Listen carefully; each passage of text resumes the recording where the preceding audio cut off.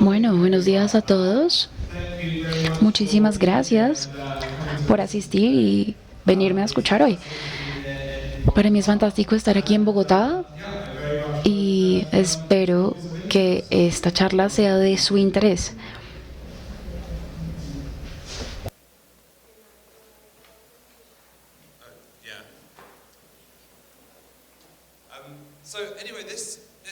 Bueno, pues tengo mucho tiempo para hablar, entonces espero que pues tengo mucho contenido y espero que sea de su interés. Y algunas son ideas y temas sobre los cuales he hablado por muchísimo tiempo, así que espero que aún sean de interés. Y otra parte de mi presentación son de contenidos más recientes que son producto de mi investigación del último año. Y realmente espero que sea también de su interés. En general, lo que hablaré de hoy será dividido en tres partes. La primera, quiero revisar los últimos 10 años de cambios en la industria editorial e intentar entender qué ocurrió realmente. Y aparentemente hubo muchos cambios, también hubo mucha discusión, mucha alteración por el futuro de los cambios, y yo creo que ya estamos en un momento en el que podemos más cómodamente decir qué ocurrió y entender realmente cuál es la situación. Esa es la primera parte, mirar y revisar esos últimos 10 años y revisar esos grandes cambios que han impactado la industria. La segunda parte será mirar los cambios que tienen que hacer las editoriales y todos los actores en la industria editorial. Estos son puntos que he publicado en mis libros y miraremos entonces eso y la idea central de cada uno de estos. Y esas son básicamente las propuestas que yo creo que las editoriales deberían adoptar para este nuevo escenario que se viene. Y por último, la tercera parte, creo que esa es la parte más nueva para mí. Y esto es un resultado de un proyecto en el cual he estado trabajando por los últimos 8 o 10 años, que es básicamente un gran libro sobre la editorial. Y es un producto no solamente de mí, sino con otros autores y participantes también. Y esta parte también le tengo que dar el crédito a mi asistente o ayudante o mi coeditor, Agustín. Y básicamente tenemos el apoyo de la editorial de Oxford. Y básicamente miramos dos escenarios o dos experimentos sobre el futuro de la publicación y el mundo editorial. Y lo que queremos hacer es hacer preguntas muy desafiantes y proponer ideas muy extremas, simplemente para ver cuál es la reacción. Entonces esa sería la estructura de hoy. Básicamente una revisión de lo que ha ocurrido. En segundo lugar, ideas importantes que yo creo que son válidas para que las pensemos. Y en tercero, estos escenarios o digamos lo que podría ocurrir en el futuro. Entonces, voy a quitarme mi chaqueta o si no creo que voy a estar un poco incómodo y me dará un poco de calor.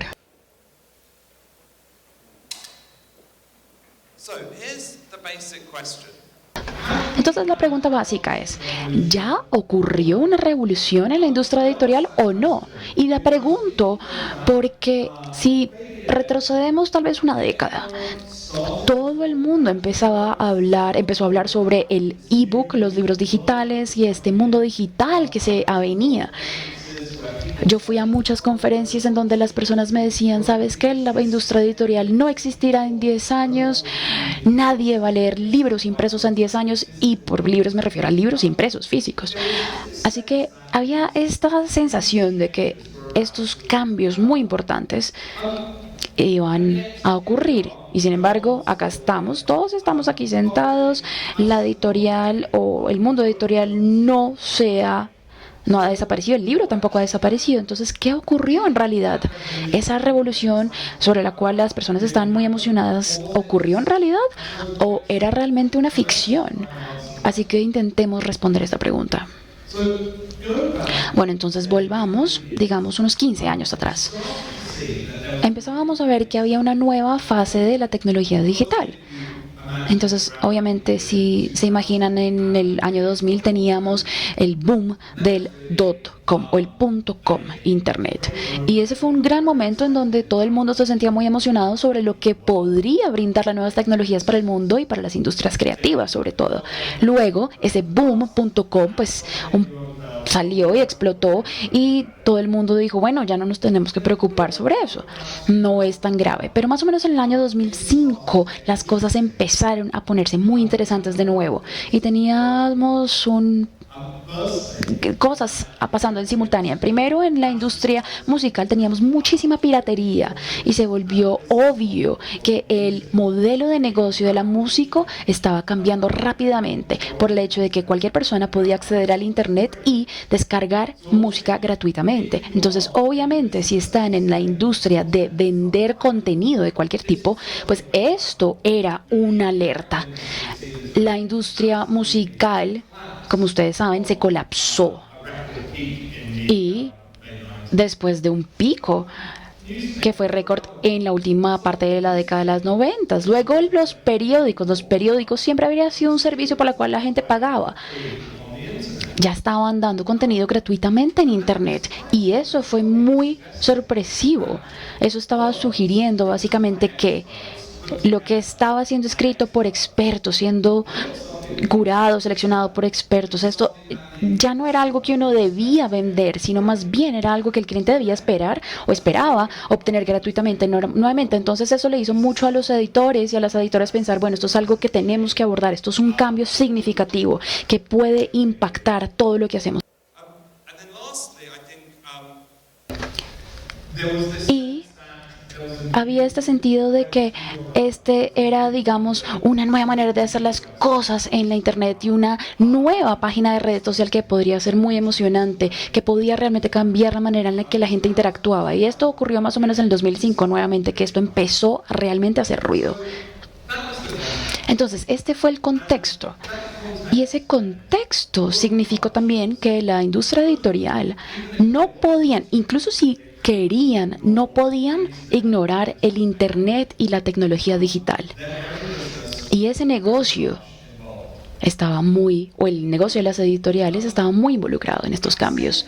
Al mismo tiempo de estos cambios tan significativos se estaban llevando a cabo, empezamos a ver las primeras versiones de ebooks o de libros digitales. Yo creo que el primero que tuvo un impacto significativo fue el lector de la marca Sony. Fue un lector de libros digitales o ebooks que usaba esta tecnología e-ink y básicamente resolvió el problema que todo el mundo había previsto. Nadie va a leer libros en una pantalla porque eso genera daño ocular, pero con la tecnología Evo, esta tecnología ofrecía otra modalidad y no afectaba a los ojos. Así que este lector Sony, que se lanzó a finales de la última década, tuvo un impacto, pero no tanto. Realmente el impacto fue cuando los lectores de libros digitales realmente se volvieron solamente una discusión entre editores a más bien algo en lo que ellos tenían que incursar también.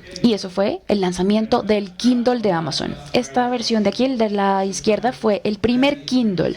Y como pueden ver, el diseño es bastante primitivo, pero existía y Amazon obviamente ya era la tienda o la librería más grande del mundo. Tenían también un conocimiento tecnológico clave y el hecho de que Amazon había incursionado en esto era que ya las editoriales no podían ignorar los libros digitales. Y les aseguro, como alguien que estaba trabajando en la industria editorial en ese momento, ellos querían desesperadamente ignorar la existencia de los libros digitales. Realmente no era algo que les interesara.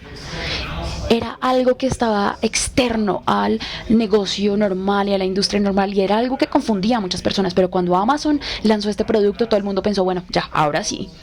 No podemos no irnos o tener versiones de contenidos digitales. Al mismo tiempo, empezaron a ver una nueva ola de startups o empresas pequeñas de la industria tecnológica. Y estas pequeñas empresas atraían muchísimo dinero, muchísimos inversionistas. Estos emprendimientos empezaron a explorar modelos de negocio absolutamente novedosos. Y nuevamente, esto tiene todo. Quiero volver a este sentido. Esta revolución está viniendo, el internet está cambiando todo, los libros digitales ya llegaron y entonces los libros se están convirtiendo en desde libros, objetos físicos a objetos tecnológicos. Las empresas más interesantes en el mundo son todas estas empresas, startups o emprendimientos disruptivos. Pero hay un contexto aún importante en todo este escenario. También tenemos la crisis financiera del año 2008-2009 y de repente las economías del mundo se están viendo desafiadas. Las editoriales, por ejemplo, están pagando anticipos significativos en los libros, en los autores, y obviamente esto se cuestiona. Entonces esta crisis llega. Las personas están gastando dinero y al mismo tiempo el ambiente digital está incursionando con mucha más fuerza. Así que nuevamente, ¿qué significa esto? Significa que, por ejemplo, el libro de pasta dura, ya que es muy costoso, no es tan interesante y tan atractivo como otros años. Las personas están mucho más conscientemente buscando bienes y productos mucho más económicos. Eso significa también que las personas ya no quieren lujo.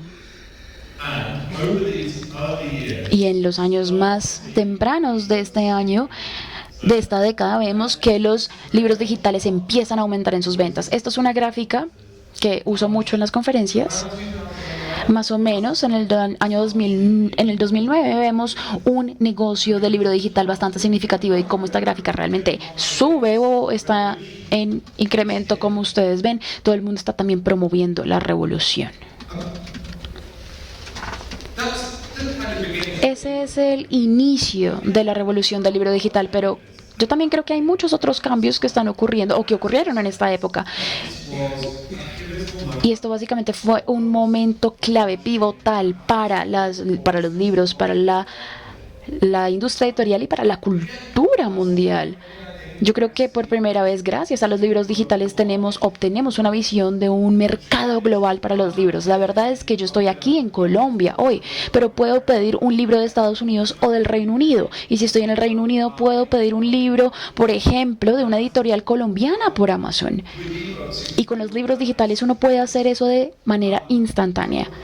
Y las editoriales globales están trabajando mucho más de cerca. El hecho es que todo el mundo puede contactarse con cualquier persona mucho más fácil. Las personas pueden ver que se está publicando en otro país de mucha manera más fácil. Entonces tenemos esta crisis económica, los cambios digitales, y yo creo que esto empezó a moverse, a también infusionarse con una industria editorial mucho más global. Y luego yo creo que también empezamos a ver un cambio en cómo son percibidos los libros, y eso también fue mucho más importante en los años siguientes. Esto es una biblioteca en Changxing, en China, y lo que es obvio para mí sobre esta biblioteca es que realmente no se trata de los libros, se trata del edificio, de la arquitectura. Los libros son casi que un objeto decorativo para un edificio muy bien diseñado. Y esto me da un indicio de que ha habido un cambio en cómo las personas perciben los libros. Hay otra historia de China que creo que puede ser significativa para este momento. Cuando las personas abren un nuevo centro comercial en China, muchas veces le ofrecen alquiler a las librerías, un alquiler muy económico a las librerías. Ahora, las librerías no son viables económicamente, no pueden o no logran vender suficientes libros para sobrevivir, pero los dueños de los centros comerciales piensan que las librerías son una buena oferta para tener porque le da prestigio al centro comercial. Así que tal vez durante los últimos 10 años el estatus de los libros ha cambiado. Tal vez han dejado de ser un medio para simplemente comunicar historias o información y más bien se han convertido en algo que tal vez, y siempre lo fueron, me atrevo a decir, que se trata sobre estatus, sobre prestigio, sobre tener un objeto cultural y valioso en un medio digital. Entonces, nuevamente, esto no es un lugar realmente para encontrar y leer libros, es un lugar para verse bien y para, digamos, tener este estatus de prestigio. Creo que los lectores también han cambiado durante los últimos años. Y creo que todo el mundo está mucho más distraído, entonces hay mucha más competencia para obtener lectores. Digamos, hace unos 20 años en el metro de Londres, cuando entraba, salía, todo el mundo veía a las personas, a los pasajeros, leer un periódico impreso o un libro impreso. Ahora, ¿qué ¿Qué lee la gente en el metro de Londres? Todo el mundo está frente a sus pantallas de celular. ¿Están o leyendo un libro? Pues yo creería que probablemente no. Muy probablemente están jugando alguno de estos juegos tontos. Pero la verdad es que en los últimos 10 o 15 años ha habido más juegos de computadores, más televisión, más contenido. Y todo este contenido genera demanda sobre el tiempo del lector o lectora. Y esto es lo más importante. Leer un libro es una tarea difícil. Esto exige concentración, exige que uno apague todos los otros distractores. Así que cuando uno está cansado al final del día laboral, uno quiere relajarse y uno quiere darle una actividad fácil a su cerebro. Y allí está, a la mano, cualquier tipo de entretenimiento que uno quiera, gratuito o fácil, pues está ahí, a la mano. Entonces todo esto ha ocurrido en los últimos años y yo creo que esto ha llevado a que muchas personas digan, esta es la muerte del libro, los libros digitales se van a tomar todo, este es el fin de la industria editorial, nadie va a querer leer, las personas solamente van a querer jugar juegos de computador. Ahora vivimos en este espacio nuevo y tecnológico donde, digamos, todo el mundo mucho más costoso y más manual y más artesanal y más físico, los libros va a desaparecer. Eso era lo que la gente pensaba, basado en todas estas tendencias. Muchas personas estaban predeciendo todas estas cosas. ¿Ocurrió? ¿Realmente tuvimos esta revolución catastrófica de la industria editorial? No, realmente no. Este es el punto clave. Las personas creyeron que los libros iban a desaparecer y no desaparecieron. Los libros siguen aquí, siguen existiendo. Y yo creo que ese es el hecho clave de la revolución industrial que nunca ocurrió. Es que las personas realmente pensaron que los libros iban a desaparecer, pero los libros son mucho más resilientes y mucho más valiosos y mucho más útiles que lo que habían sugerido los críticos en ese momento.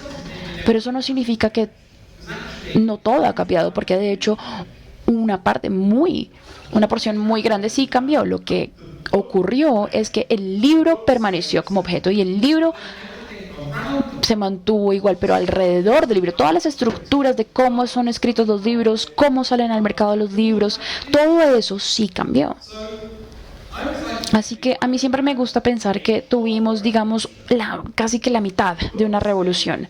El libro se quedó en la mitad de todo y no murió, pero todo lo que rodea al libro sí empezó a transformarse.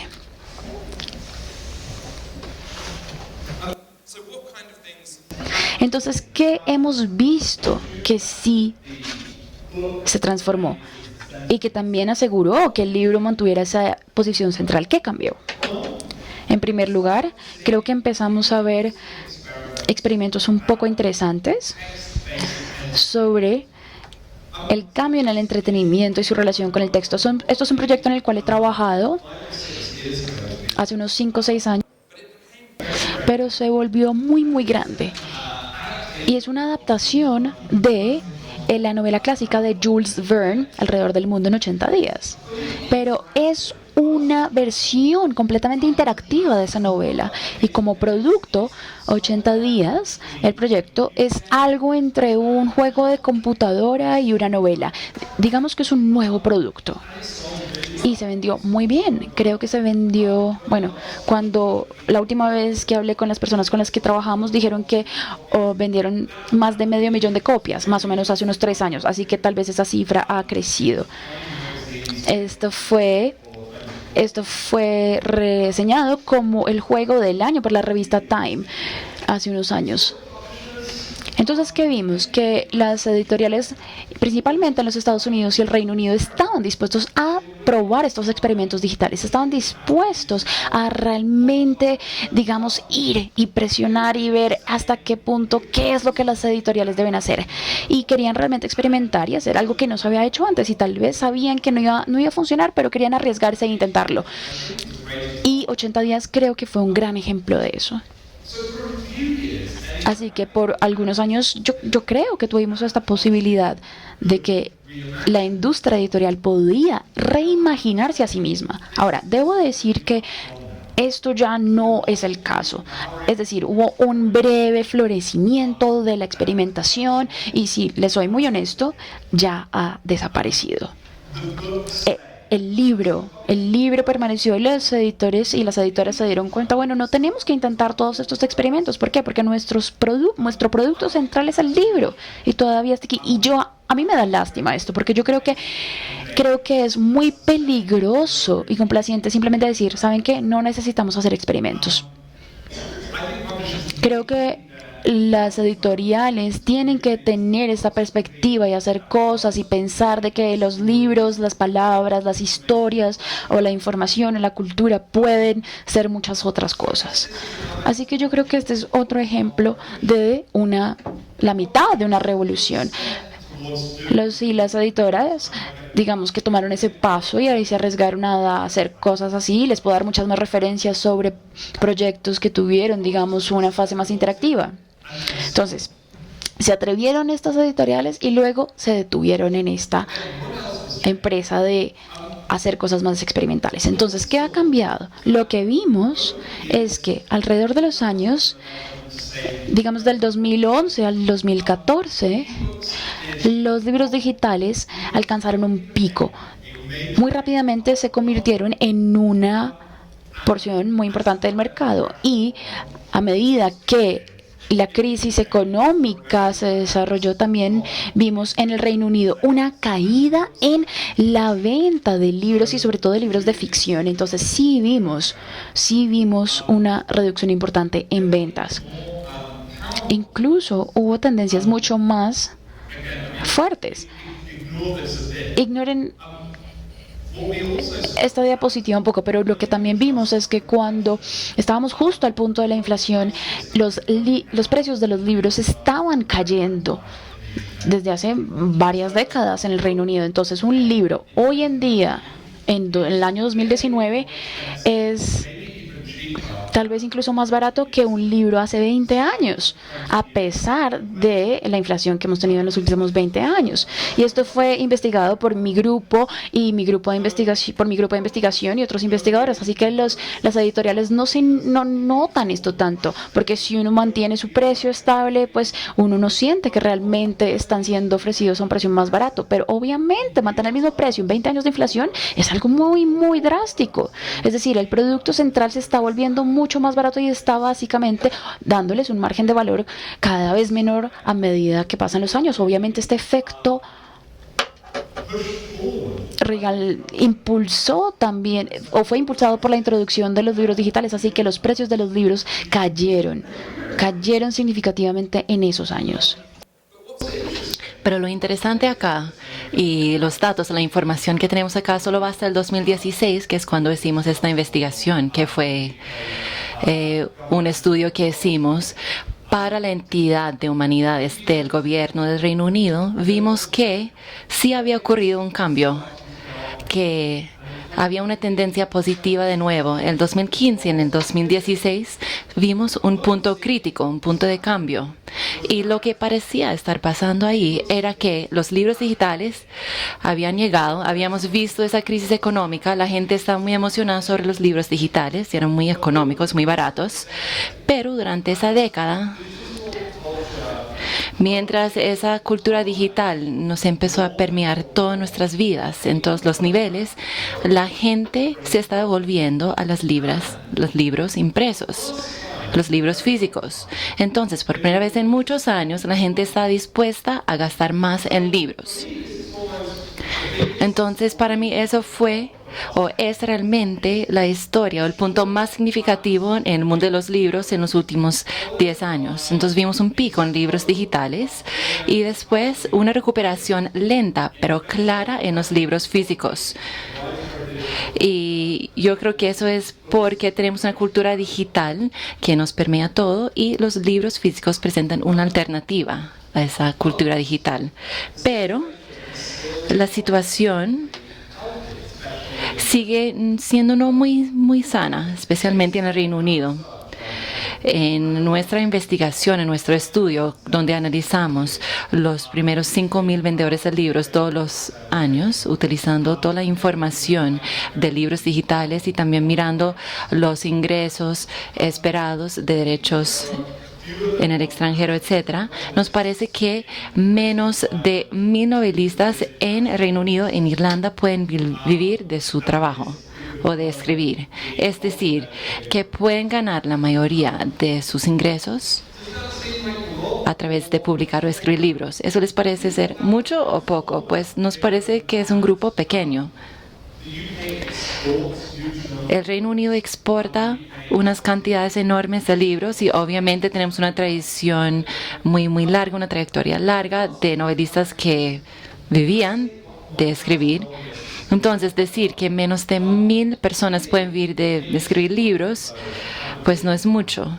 Y si realmente fuéramos a analizar más, 200 de esos escritores realmente ganan bien y los otros 800 no ganan muy bien. Los demás novelistas pues tienen que suplementar sus ingresos enseñando o haciendo otros tipos de trabajo. Y yo supongo, me imagino que la situación en Colombia es parecida. Realmente no hay suficiente dinero en el sistema para tener suficientes personas involucradas en el sistema. Sí hemos visto esta tendencia positiva en los últimos años, pero todo el sistema al final está bajo mucha presión financiera y no hay suficiente dinero para todos, para que sea un ecosistema sano. Y nos gustaría que fuera obviamente más sano. Entonces sí, el libro sigue existiendo, pero hace 20, 30 años había un grupo grande de escritores de muchos géneros que ganaban bien de la industria editorial, pues esos días ya se fueron, ya acabaron. Entonces hay unas estrellas ahí, unas personas, unos escritores muy populares que ganan millones y millones y luego los demás están peleando ahí para conseguir el dinero que sobra. Y entonces obviamente cambia la estrategia de la industria editorial. Los grupos grandes, los editoriales grandes solo quieren conseguirse esos escritores estrellas. Mencioné antes que la gente también está cambiando sus hábitos de entretenimiento. En el metro, por ejemplo, están todos mirando sus pantallas. Acá tenemos un estudio que hizo Microsoft. En el año 2000, la capacidad de atención de un humano era de 12 segundos. Ya para el 2013, gracias a pasar tanto tiempo en nuestros celulares, en WhatsApp, etc., la capacidad de atención promedio de un humano era de 8 segundos. Y eso es 1 segundo menos de la capacidad de atención que tiene un pez dorado. ¿No?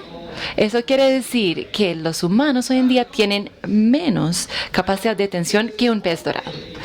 Si hay algo que se necesita para leer un libro, obviamente es la habilidad de concentrarte durante periodos largos. Entonces, más que nada, eso es algo que me preocupa. ¿De dónde saca la gente el tiempo que necesita para leer libros? Sabemos que el libro sigue existiendo, pero lo que no sabemos es realmente cómo han cambiado los hábitos de lectura de la gente. ¿La gente simplemente compra libros para darles como regalos?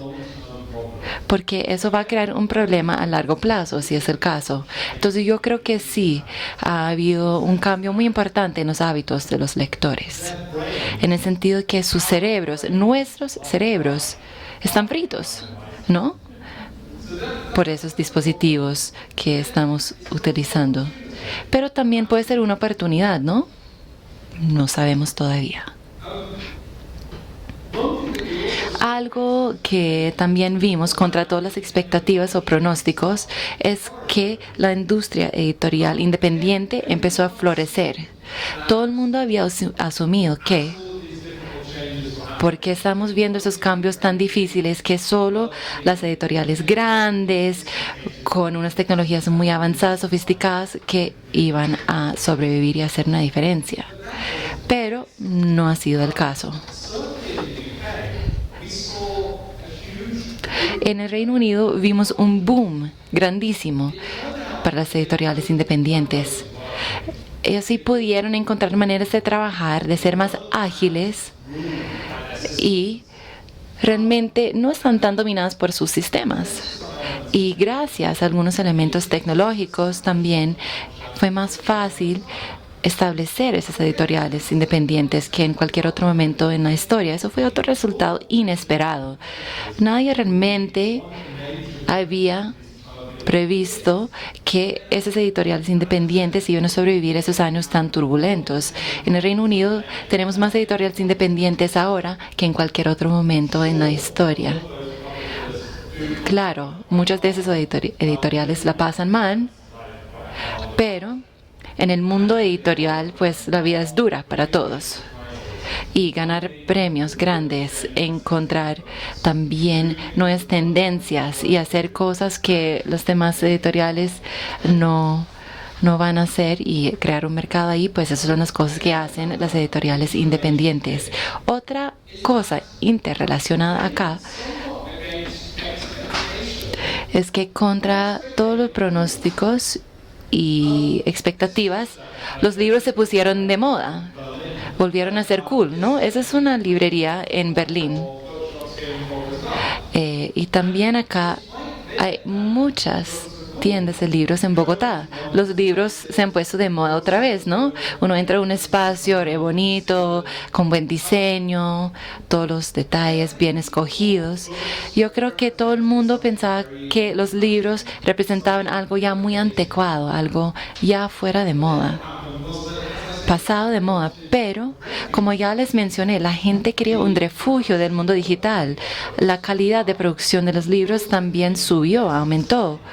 Se mejoró también el diseño de los libros. Ahora están mejor diseñados que en cualquier otro momento en la historia. La gente ahora pone mucha atención a tener libros bonitos. Hubo otro boom en cosas como publicaciones artísticas. Y el libro se volvió algo chévere, algo que la gente quiere tener. Y esa es otra expresión inesperada que los libros encontraron para posicionarse en ese mundo nuevo, ese mundo digital. Los libros ya no eran algo anticuado, saben, para gente que no estaba al día con la tecnología. Los libros son algo diferente, algo nuevo, algo atractivo.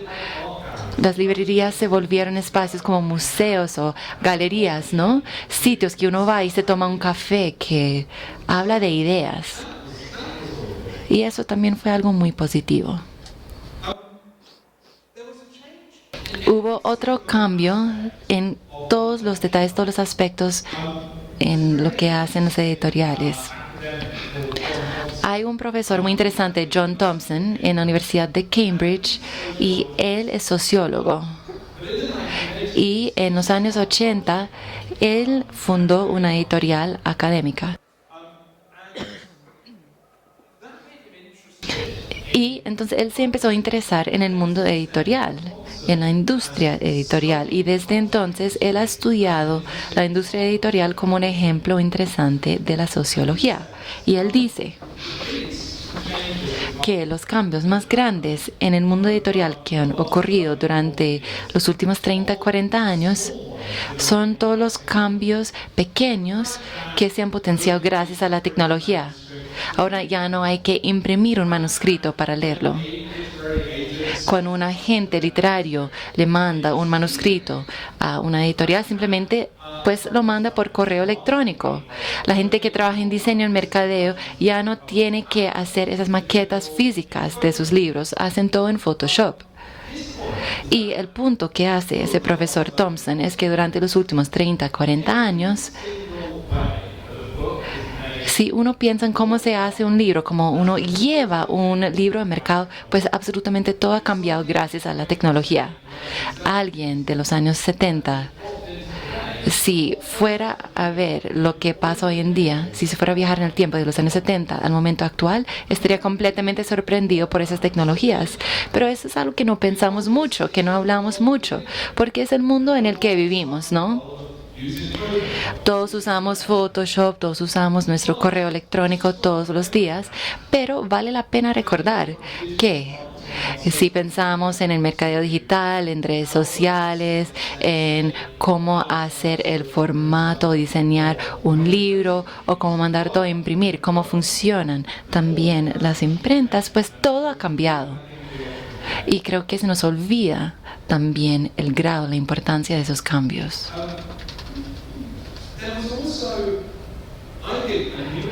Y también creo que se creó como mucha emoción alrededor del contenido nuevo, que muchos de esos emprendimientos que salieron de Silicon Valley, pues antes no tenían tanto que ver con tecnología, sino con el contenido en sí.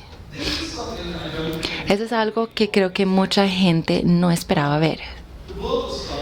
El mundo de los emprendimientos, los startups de Silicon Valley, pues por lo general casi siempre habla de la tecnología subyacente, ¿no? Es la gente que trabaja en capital de riesgo y la gente que trabaja en esos emprendimientos, pues habla más de tecnología porque era un commodity básico. El contenido era algo básico que no tenía tanto valor, pero la tecnología sí era emocionante. Pero hay unas razones ahí que yo todavía no entiendo del todo, pero empezamos a ver cada vez más emprendimientos orientados o que trabajaban en el contenido, más que nada en el mundo del periodismo y noticias. Durante unos 3 o 4 años, habían cada vez más emprendimientos o empresas que querían interrumpir o causar disrupciones en el mundo del periodismo, en las noticias. Y eso me emocionó bastante, porque yo pensé, espera un segundo, eso demuestra que sí hay financiación, que sí hay modelos de negocio potenciales o posibles, hay formas nuevas y emocionantes que existen que se podrían aplicar al mundo editorial. Yo creo que pues el libro siguió existiendo, pero al mismo tiempo esas empresas empezaron a trabajar en contenido con una actitud nueva, fresca, y eso sugirió que la revolución pues todavía no había terminado. Que todavía había mucho que se podía hacer. Entonces, si todo eso les suena bastante contradictorio, si les parece que estoy hablando de muchas tendencias diferentes que a veces funcionan juntas y que otras veces simplemente son completamente contradictorias, pues tienen razón.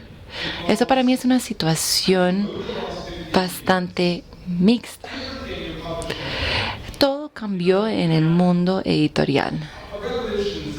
Vimos una revolución, ¿no? Estamos vendiendo aplicaciones, libros digitales. El mercadeo también se cambió a hacer todo en Internet o por Internet. Los lectores cambiaron. Y lo que esperaban los lectores, los precios que están dispuestos a pagar y cómo consumían los libros, pues todo eso cambió. Las carreras de los escritores cambiaron, la economía cambió, toda la parte back-end también cambió. Y aún así, casi nada cambió, no mucho cambió, ¿no? Siguen existiendo las editoriales vendiendo libros. Los libros siguen encontrando audiencias, los escritores siguen escribiendo libros. Y la gente sí quería tener todavía libros físicos o impresos en un mundo digital. Y es por eso que para mí, que sí hubo una revolución editorial de cierta manera, de cierto tipo, pero al mismo tiempo, pues no hubo una revolución. Y eso me parece un resultado no tan negativo para la industria, para el sector.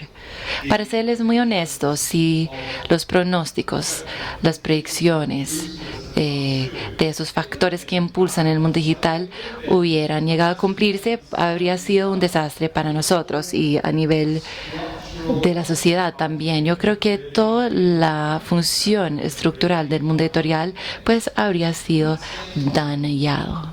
Pero al mismo tiempo hemos logrado navegar una transición a un mundo digital. Al mismo tiempo los libros pues ahora tienen una posición nueva, diferente.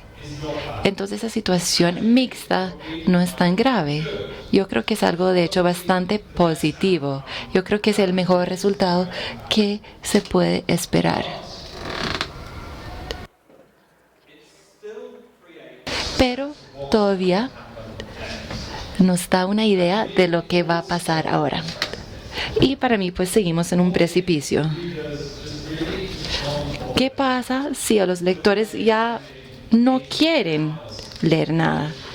Si les parece muy cansón estar involucrados en una actividad como leer, si necesitan 8 o 10 horas para leer un libro. Pero para mí, el peligro principal que enfrentamos ahora es volvernos complacientes.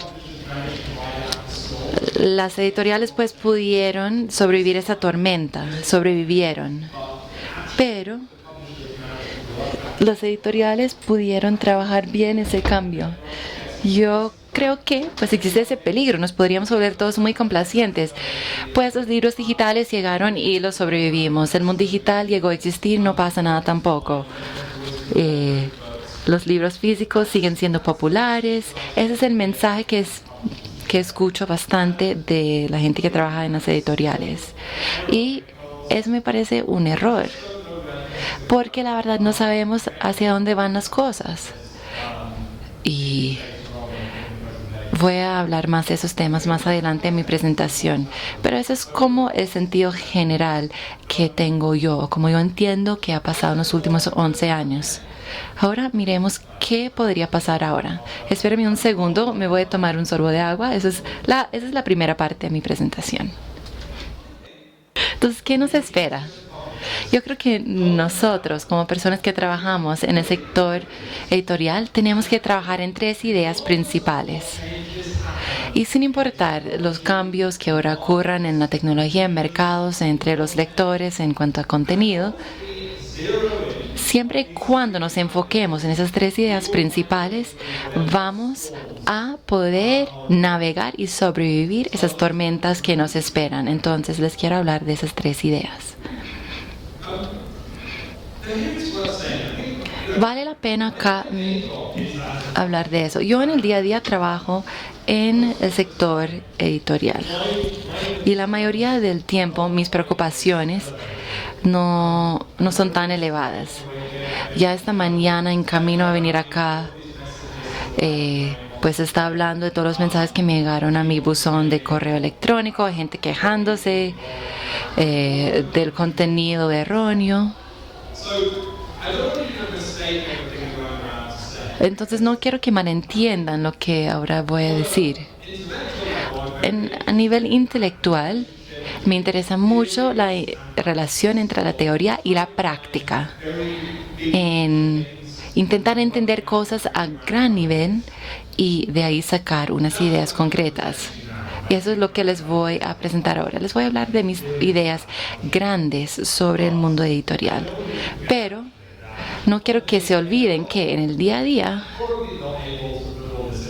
yo no puedo poner todo eso en práctica. En mi día a día yo paso mi tiempo pues apagando incendios, resolviendo las últimas crisis, intentando sacar o mandar todo al imprimir a tiempo. Pero con eso dicho, también me gusta pensar en esas ideas. Y son temas que valen la pena pensar, y por eso es que yo he escrito varios libros. Ese es el primer libro que escribí, La máquina de contenido. Y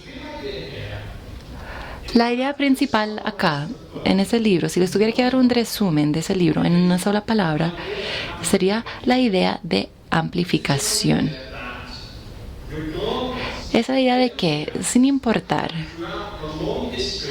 lo que pase durante toda la trayectoria, toda la historia del sector editorial, que vaya miles de años, desde las primeras civilizaciones, que existían personas que no se hubieran llamado pues editores, que a pesar de todos los cambios que han ocurrido, Básicamente, cuando uno trabaja en el mundo editorial, trabaja en la amplificación de libros. Entonces, yo creo que el mensaje central de ese libro, de la máquina de contenido, es que no importa si tenemos esa revolución digital tan increíble. No importan las revoluciones que ocurran en el mundo editorial. Si uno tiene un entendimiento claro de la función básica de ser editor o del mundo editorial, si uno entiende eso, si uno sigue pensando en eso, sin importar qué pase después, uno siempre va a encontrar cómo trabajar o va a encontrar su sitio. En ese libro, de pronto algunos de ustedes ya han leído mi libro, y no me voy a meter en tanto detalle acá, pero yo empiezo pensando en ¿qué es un libro? ¿Qué es un libro? ¿Qué es un libro digital? Y la respuesta que doy es que un libro es un marco donde uno enmarca contenido. Un libro físico, un libro digital, lo que un editor produce es básicamente un mecanismo para enmarcar contenido. Un editor no escribe un libro, sino enmarca el libro. Y para mí acá la clave es que un marco no es algo neutral. Un marco siempre está diciendo algo, siempre está haciendo algo. Ese es el ejemplo que siempre doy en mis diapositivas, en mis presentaciones. Acá tenemos 2 libros impresos, 2 libros físicos. A la izquierda tenemos un libro pues desechable, un poco barato, de los años 50, de edición de bolsillo o de portada blanda. Básicamente el mensaje que nos da es: yo soy un libro económico, muy fácil de acceder. Yo soy un libro que puedes llevar contigo de vacaciones y lo lees en la playa. Pero a la derecha tenemos un libro de la prensa de Oxford, de la Universidad de Oxford. Es un diccionario, ¿no? Acá tenemos el sello de Oxford. Tiene también un estuche. Es un libro pesado. El mensaje es: hola, yo soy un libro serio. Yo también cuesto plata. Yo también soy una fuente de autoridad, porque yo soy un diccionario de latín.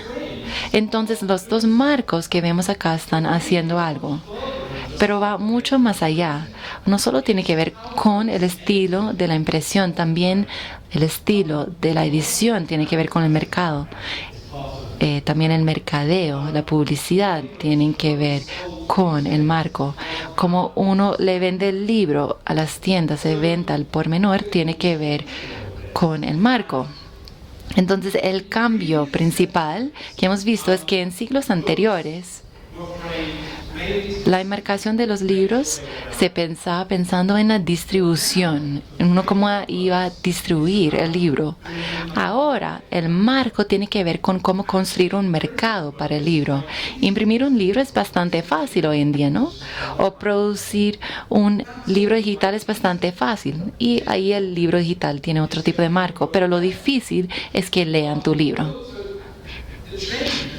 Y el cambio es que los marcos siempre han existido, pero los marcos antes tenían que ver con la distribución de contenido. Ahora los marcos tienen que ver con la construcción de audiencias y mercados para ese mismo contenido. Pero básicamente al final lo que hacen los marcos, lo que intentan hacer es amplificar el contenido que hay en el libro.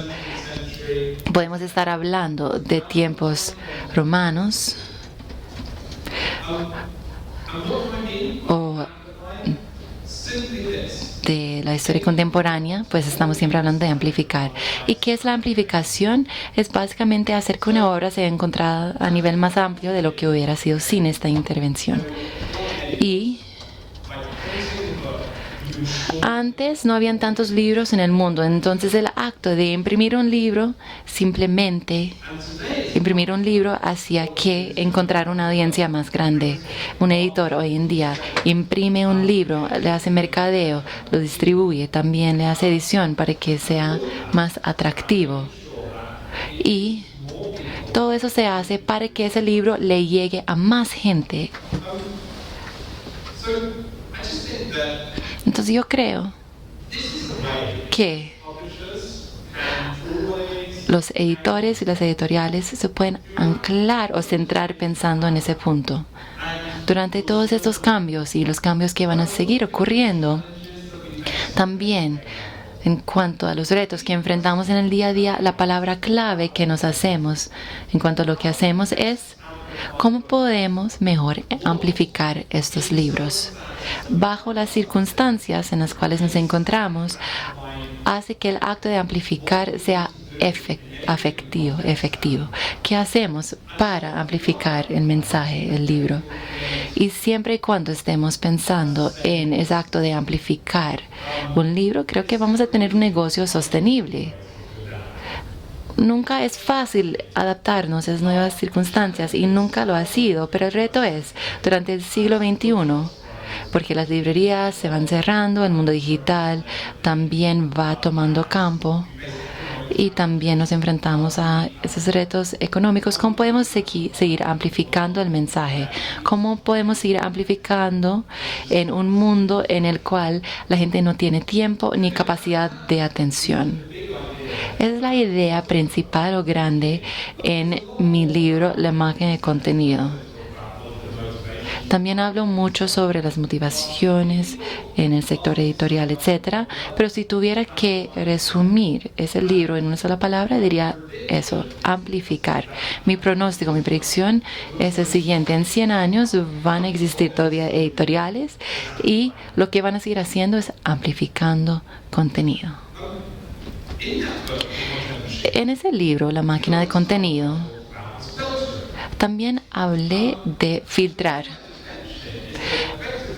Y la idea principal detrás de eso de filtrar se volvió otro libro, Curación.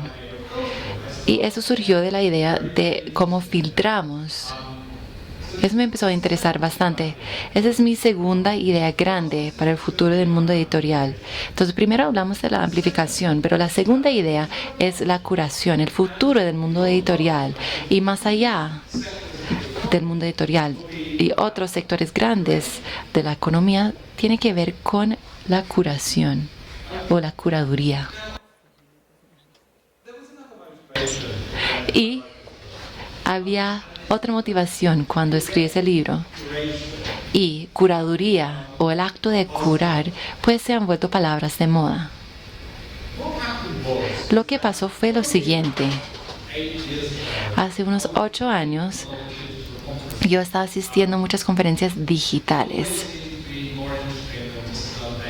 Y pues esas conferencias, congresos me parecían más interesantes que otro día en la oficina. Entonces cuando me invitaban a una conferencia de libros digitales, lo que fuera, pues yo siempre levantaba la mano. Voy yo. Y algo que vi en muchas de esas conferencias, que la gente hablaba de la curaduría. Voy a curar tal cosa. Voy a ser el curador de tal cosa. Y yo pensé, ¿pero qué es eso? Simplemente están utilizando esa palabra que viene del mundo de arte para que te veas más inteligente. Me empezó a molestar todo el mundo diciendo, yo voy a ser un curador, voy a hacer una curaduría. Me parecía muy creído. Entonces, bueno, yo tenía muchas ideas preconcebidas que tienen que ver con esa palabra, pero la verdad, escuché a la gente mencionar tantas veces la curaduría que dije, bueno, tiene que tener algo interesante. Tiene que haber algo interesante en esa idea. Hay algo importante pasando acá. Entonces, empecé a hacer una investigación.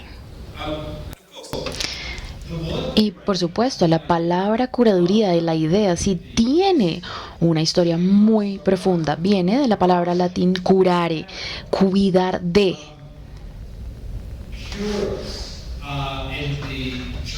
Y los que curaban en las iglesias, los curas en las iglesias en el Reino Unido, curaban, pero también los curas en el Imperio Romano también eran los que tomaban las decisiones estructurales. Entonces es muy curioso, la curaduría siempre tiene este sentido de poder, de realmente tener el poder, estar empoderado y tomar decisiones decisivas. Pero luego el curador se volvió como un rol formal con el establecimiento en el siglo XVIII, por ejemplo, de los museos nacionales. Así que en París tenemos la fundación del Museo Louvre después de la Revolución Francesa. Y ese museo se convirtió en básicamente el museo de toda la colección de la familia real del rey de Francia. Y hasta el momento es la colección más grande del mundo. Entonces, en ese momento el gobierno revolucionario quería hacer algo bueno con eso, quería realmente disponerlo al público, pero esto creó un nuevo problema. ¿Cómo escoge uno de esa gran conjunto de objetos de arte? Uno cómo muestra qué es lo que quiere mostrar al público. Así que cuando se fundó el Museo Británico en Londres o en el Museo Louvre en París en el siglo XVIII, hay un nuevo rol, el curador o la curadora, cuyo trabajo es escoger qué se expone en el museo, cómo se cuidará, cómo se preservará, en qué contexto de la exposición se dará, qué información irá adjunta, cuál será, digamos, el viaje del espectador en el museo. Y ese es el trabajo de la curaduría. Luego, en el siglo XX, esto nos lleva al mundo del arte. El de la foto es Marcel Duchamp. Tal vez ustedes lo conocen, es muy famoso por haber puesto simplemente un urinal en una galería de arte y firmarlo y decir que eso es arte. Entonces, lo que ocurrió en el siglo XX es que de repente el arte puede ser básicamente cualquier cosa. El arte es abstracto, es conceptual. Es dejar, digamos, esta botella de arte acá en la mesa puesta por mí, ¿es arte? No lo sé, tal vez. Entonces necesitan a alguien que diga y que señale y que defina qué es arte y qué no es arte. Y esta persona es él o la curadora. Y así que esto se vuelve un rol muy importante en el mundo del arte contemporáneo.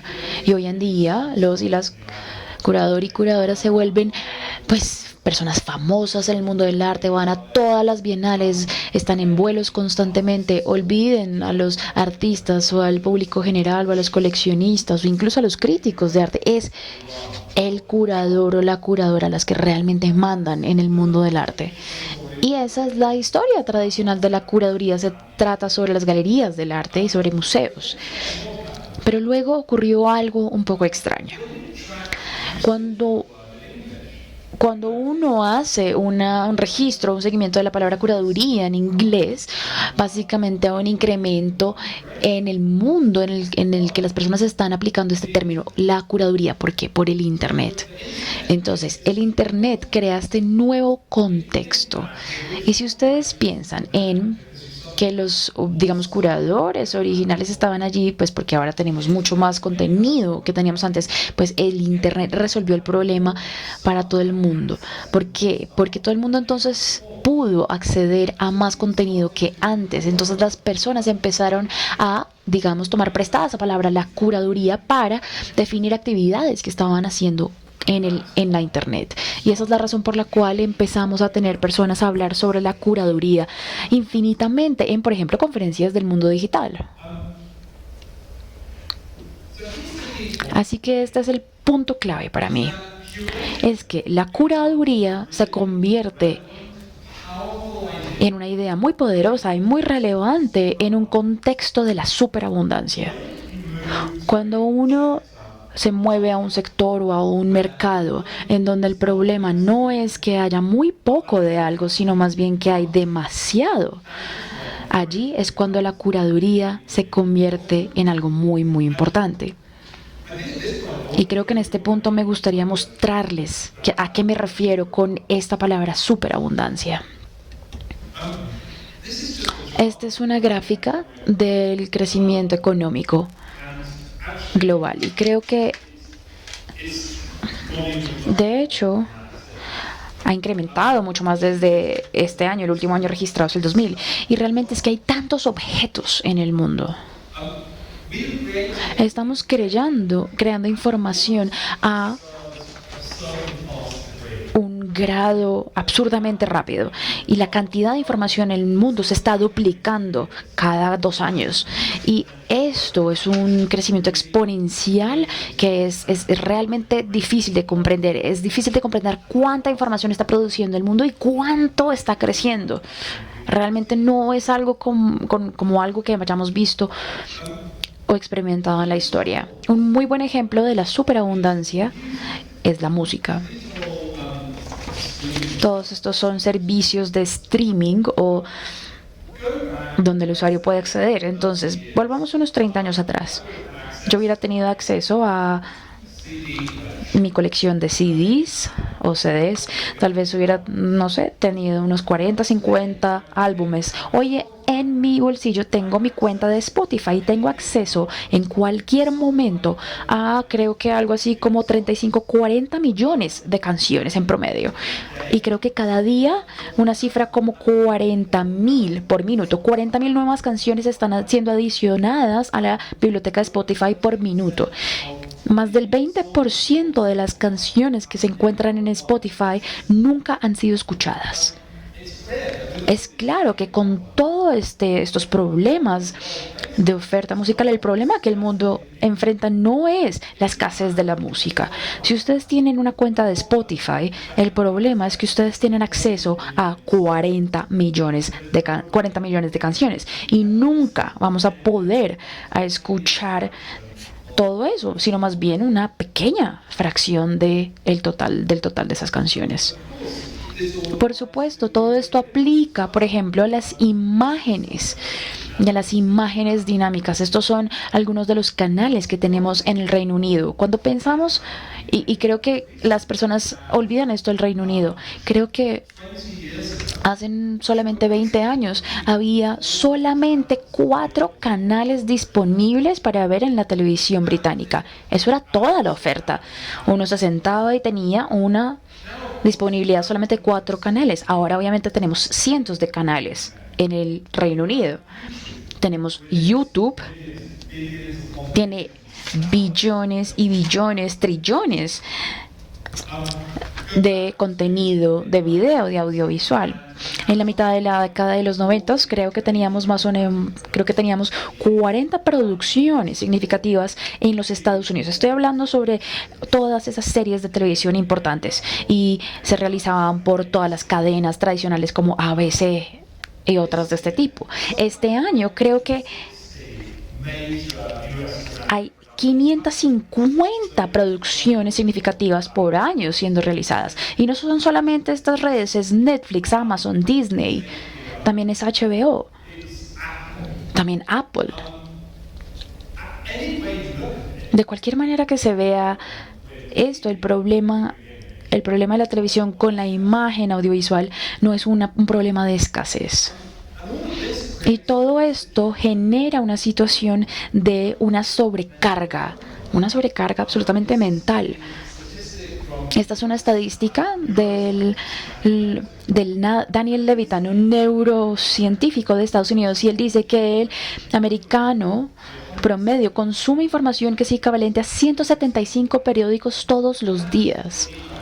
Esos son sus correos, los tweets que leen, son todos los anuncios que ven, por ejemplo, en las calles, en el metro, es todo, pero es básicamente un bombardeo permanente. Una vez leí una cifra, y no sé si esto sea cierto, que en la Edad medieval los campesinos solamente tenían acceso a más o menos 4 a información que equivaldría a 4 periódicos en toda su vida. No veían realmente imágenes en pintura o textos. Eso eran ocasiones muy raras. Entonces, si piensan en cómo fue diseñado el cerebro humano, pues creo que no fue diseñado para eso. En Amazon creo que hay más o menos 562.000 millones de productos disponibles para comprar. Nuevamente, esto es la superabundancia. ¿Y qué pasa con el mundo editorial? Pues yo creo que es bastante obvio para el momento que en el mundo de los libros y de las palabras y de la escritura también trabajamos en un contexto de la superabundancia.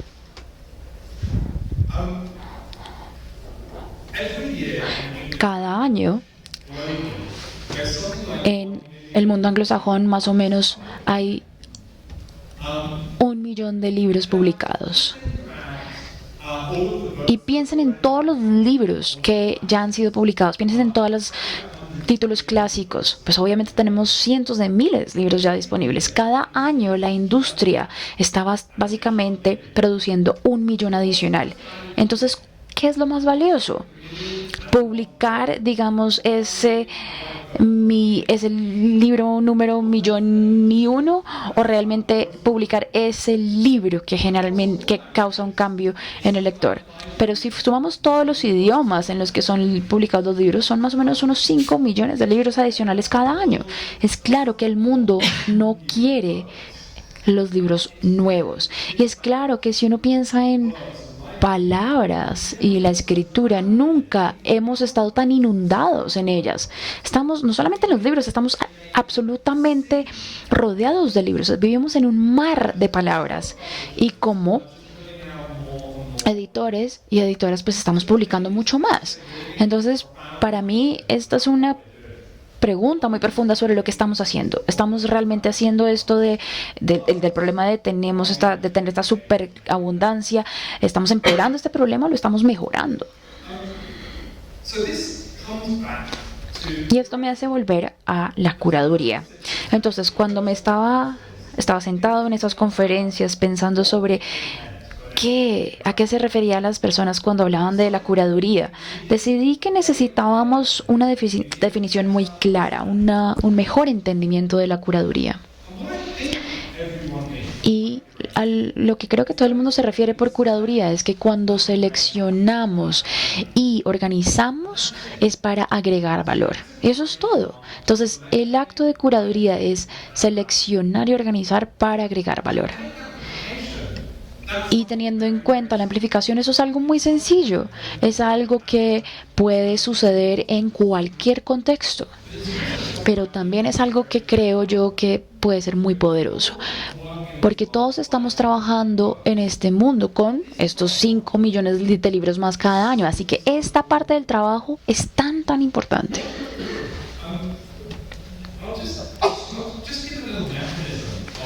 Les voy a presentar un mecanismo de por qué creo que la curaduría es importante. Y quiero ilustrarlo con un estudio psicológico. Realmente soy muy escéptico con los estudios psicológicos porque la mayoría de las veces si uno los repite, uno obtiene un resultado totalmente diferente. Pero este ya está bastante establecido, el que les presentaré. Y lo que ocurrió en este estudio fue lo siguiente. Los investigadores querían probar una teoría y la teoría era la siguiente. Entre más opciones tengan los consumidores, más probablemente van a gastar y a comprar. Y esto es algo muy importante sobre nuestra economía y sobre toda la economía global. Es que básicamente predice sobre un argumento económico que dice: más opciones es mejor. Más opciones nos lleva a tener más ventas. Los gobiernos quieren expandir las opciones. Las empresas quieren expandir las opciones. Los consumidores piensan que tener más opciones es mejor. ¿Realmente es mejor? Pues esta teoría se probó con la mermelada en un supermercado. Y lo que hicieron fue que en un día en el supermercado tuvieron 20 diferentes marcas de mermelada y al otro día solamente 4 marcas de mermelada. La teoría clásica de economía pues dice uno vende más mermelada entre más opción hay, pero lo que realmente observaron y lo que han observado otras veces es que se vende más mermelada cuando solamente hay 4 opciones de mermelada. Y resultó que las personas no quieren más opciones. Lo que quieren las personas es una selección muy exhaustiva y unas opciones más limitadas. Las personas no quieren más de 4 o 5 opciones. Y eso es porque entre más opciones hay, más oportunidad hay que las personas se equivoquen y tomen una decisión equivocada. Y las personas detestan tomar decisiones equivocadas. Así que decidieron que más bien preferían no escoger nada a tener que escoger algo. Porque si uno tiene 4 diferentes tipos de algo, sea mermelada o lo que sea, es muy probablemente que como ya ha habido un trabajo de selección, esa decisión es más segura, es menos probable que uno tome una decisión equivocada, es mucho más fácil procesar el proceso o el análisis de escoger. Entonces es un principio básico que ha sido establecido. Uno no vende más ofreciendo más opciones, uno vende más a limitar a través de una selección cuidadosa para los individuos. Y en el libro usé este ejemplo de Blockbuster. Blockbuster era la manera en la que las personas alquilaban películas y era básicamente una selección industrial, mientras que Netflix es supuestamente ofrece una selección más individualizada de un catálogo mucho más grande. Ahora, hoy en día, creo que este es un mal ejemplo porque realmente la selección en Netflix da mucho pesar. Yo creo que ellos ya no están haciendo un buen trabajo en seleccionar sus contenidos. Pero es un ejemplo claro sobre cómo debería moverse todo esto. Debería ser hacia recomendaciones mucho más expertas y más personalizadas de un catálogo mucho mayor. Podría seguir hablando sobre la curaduría y realmente podría hacerlo por días, pero voy a limitarme, voy a hablarles menos, pero quiero hacer énfasis en 2 cosas.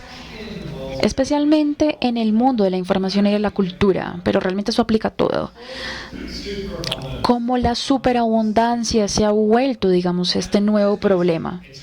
Y es un buen problema, hay que decirlo, en términos históricos es un buen problema, o un problema positivo, pero como está allí, este es mi mensaje muy básico para casi todas las industrias o empresas en el mundo, y es que hay más valor, a mayor curación más valor, y a menor curaduría hay menos valor. ¿Y qué significa esto para la industria editorial? Para mí significa que las decisiones editoriales que está tomando una editorial nunca han cobrado más importancia que la que tienen hoy en día.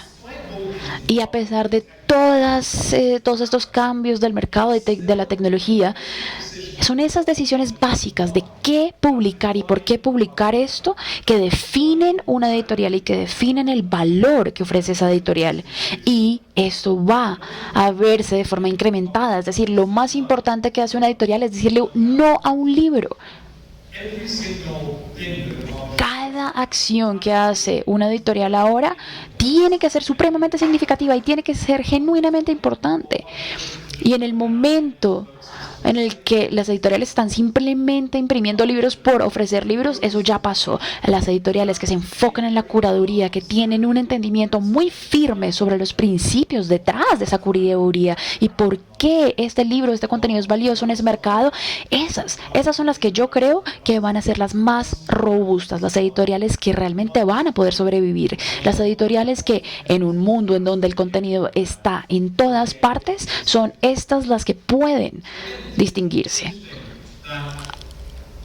Así que es interesante, casi que no importa cuántas revoluciones tengamos y cuántos cambios vivamos, porque la tendencia del mundo es que haya más libros publicados, es tan clara. Podemos sentirnos seguros de que hay una parte muy anticuada de la editorial en donde hay una mesa redonda de discusiones sobre qué es una parte, cuál es la buena parte de este libro, por qué debería publicarse o por qué este libro es pésimo y no debería publicarse. Esa acción todavía es importante. Y no solamente es importante, es más importante ahora que en cualquier otro momento de la historia. Entonces quiero dejarles estas 2 ideas principales. Lo que ocurra, pues las editoriales van a estar amplificando y el desafío allí es encontrar nuevas maneras de hacer esto a medida que el mundo cambie. Y en segundo lugar, pase lo que pase, las editoriales van a estar haciendo un trabajo de curaduría y es esa curaduría la que define las editoriales. Y entre más libros hay en el mundo y entre más opciones tengan las personas, pues más las editoriales tienen que decir no, y hace que su curaduría también importe mucho más. Volvemos, vamos a ir a un descanso, pero al volver les voy a presentar mi tercera idea, que es la escala. Muchísimas gracias por escucharme.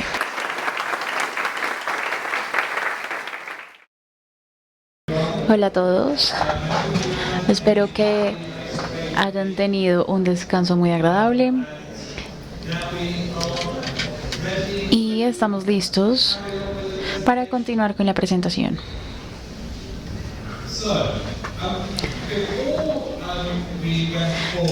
Entonces, antes de que saliéramos a tomarnos un café, recuerden que estaba hablando de lo que yo consideré como las 3 ideas principales para el mundo del libro y el mundo editorial de hoy y para la próxima década. Y vimos los conceptos de amplificación y también vimos el concepto de curaduría. Entonces ahora voy a hablarles de la tercera idea principal, y es la escala. Lo siento si el micrófono hace como un sonido raro, no sé cómo evitarlo. Pero voy a no pisar los cables porque creo que estaba generando problemas técnicos. Entonces, la escala. Y al decir escala no me refiero a simplemente algo grande, también me refiero a algo pequeño. De igual manera, el tamaño se ha vuelto en una consideración muy importante. Por ejemplo, el tamaño de una editorial, el tamaño del mercado en el que está insertada esa editorial, la escala, por ejemplo, de su fondo. Todo eso hace una gran diferencia. ¿Y por qué? La principal razón, o una de las razones por las cuales digo esto, es que es por el Internet y las redes. Entonces, cada vez que tengan una red, hay un efecto de la red que juega un rol. Y hay una regla que se llama la regla de Netcast. Y básicamente dice que cada red se vuelve más valiosa entre más personas estén participando en ella. Y eso crea una situación en la cual, entre más grande sea una red, más valiosa es. Y ese es el caso de la Internet, y vemos eso en casos de compañías y organizaciones y el Internet mismo. Un gran ejemplo de cómo la Internet retribuye a la escala es, por supuesto, Amazon. El hecho es que entre más se agranda Amazon, se vuelve más y más valiosa. Esa es una gráfica el precio de acción de Amazon, del mercado de Amazon. Y como todos sabemos, Amazon fue de las primeras empresas tecnológicas que salió a la bolsa, o creo que fue la segunda. Michelle, ¿tú sabes? Fue o la primera o la segunda empresa que salió a la bolsa, que valía más de $3 billones. Entonces, este es un mundo en el cual la Internet básicamente premia la escala, en donde las compañías más grandes del mundo se convierten masivas, mucho más grandes que todas las otras compañías que han existido. Por ejemplo, en el Reino Unido, si uno compra un libro en la Internet, uno está comprando un libro de Amazon. La escala de mercado, es decir, la nube en la que participa, simplemente es enorme. Y esta escala permite que Amazon haga cosas que nadie más puede hacer. Entonces, por ejemplo, acá tenemos algo que está siendo desarrollado fuera del campus de Cambridge, y es básicamente el sistema de entrega por drones de Amazon. Amazon está tratando de construir activamente esto, un sistema en el cual los drones pueden entregar algo directamente desde una bodega a su residencia. Y Amazon está invirtiendo mucho en machine learning, o el aprendizaje automatizado, y la robótica para este tipo de sistemas en sus bodegas. Así que mi punto es el siguiente: nosotros, las editoriales, somos competidores muy pequeños en comparación a ellos. Nuestra capacidad de tecnología es muy pequeña en comparación de esto. No tenemos la red de usuarios que tiene Amazon. Y la verdad es que en la era de la Internet uno tiende a tener estas industrias y compañías enormes que tienen capacidades que básicamente están fuera del alcance del resto. Y esa es la realidad global de la industria editorial y básicamente cualquier industria que sea de contenido. Siempre va a haber una asimetría, siempre va a haber un sentido de que la otra empresa tecnológica sea más grande, pero estamos viendo que los grupos editoriales se están también agrandando, están creciendo en su respuesta, y eso es algo muy necesario y muy lógico. Por supuestamente acá tenemos dos fusiones en dos campos diferentes. Tuvimos la fusión de Penguin Random House hace unos 6 años y tenemos también la fusión de Springer y Nature en el espacio académico. Y la verdad es que en un mundo en donde la escala es importante, las empresas necesitan crecer, es para ser propietarios de más parte del mercado, para también tener más actividad en la nube. Así que yo creo que es un proceso natural y veremos mucho más de estos casos. Las editoriales no pueden quedarse en el medio, no pueden ser totalmente inútiles, digamos, en comparación a todas estas industrias colosales. Tienen que poder tener una dinámica en estos mercados y tienen que poder agregar también mucha propiedad intelectual. Tienen que ser capaces de realmente tener un poder de ese mercado. Así que vemos que las editoriales grandes se están convirtiendo más grandes aún y eso es una estrategia muy poderosa. Yo creo que es algo que veremos más en el futuro. No creo que sea el fin de ese proceso. Creo que muy probablemente tiene mucho más que dar, pero lo que veremos es que las editoriales grandes van a seguir agrandándose y creo que esa es la única forma realista en las cuales van a poder sobrevivir. Así que mi postura es un poco neutral sobre ese proceso. Pero al mismo tiempo lo que hace la Internet es que realmente premia la escala y también abre pequeñas oportunidades para los nichos. Habilita un campo de juego más elevado. Eso quiere decir que así usted tenga, por ejemplo, una audiencia muy específica, hay maneras de poder acceder a esa audiencia. Así que la Internet no solamente premia a las empresas que son grandes y que realmente pueden competir con las empresas más colosales, realmente también premia a esas empresas que quieren enfocarse en áreas de nicho y áreas muy especializadas. Así que para mí esto es un punto muy importante sobre a dónde está dirigida la industria editorial y yo creo que esto es parte de la explicación por la cual la publicación, las editoriales independientes se están desempeñando muy bien. ¿Por qué? Porque las editoriales independientes pequeñas son capaces de encontrar áreas muy específicas del mercado y explotarlas de manera muy positiva. Esto es algo que en nuestra editorial, Canelo, intentamos hacer, y obviamente es una palabra en español. Tratamos de aprender de todas estas experiencias y tratamos de encontrar nichos que el resto de la industria no está identificando y tampoco está explotando. Hay mucho que les puedo contar de Canelo, la empresa,